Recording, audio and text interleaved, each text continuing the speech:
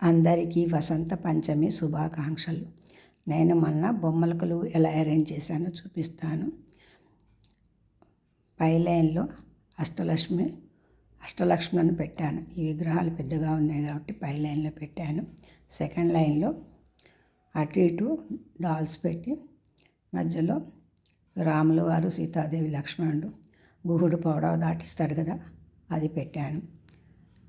రాముల వారు, సీతాదేవి, లక్ష్మణుడు, ఆంజనేయ స్వామి ఆ చెట్టు దగ్గర కూర్చున్నట్టుగా, విష్ణుమూర్తి శేషపాన్పుపై పాలిస్తుంటే లక్ష్మీదేవి కాళ్ళ ఒత్తుతున్నట్టుగా ఉన్నది.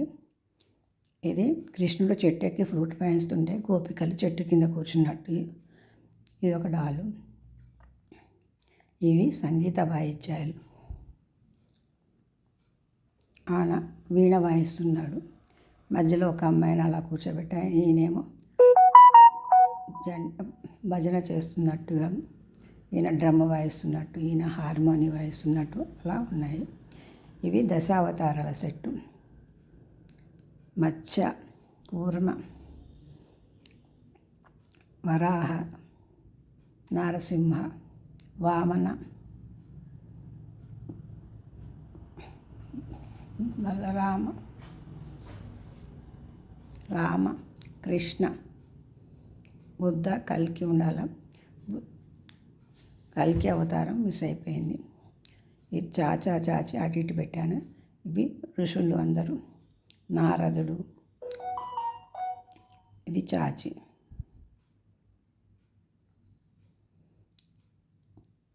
ఇలా ఇక్కడేమో లవ్ బర్డ్స్ పెట్టాను.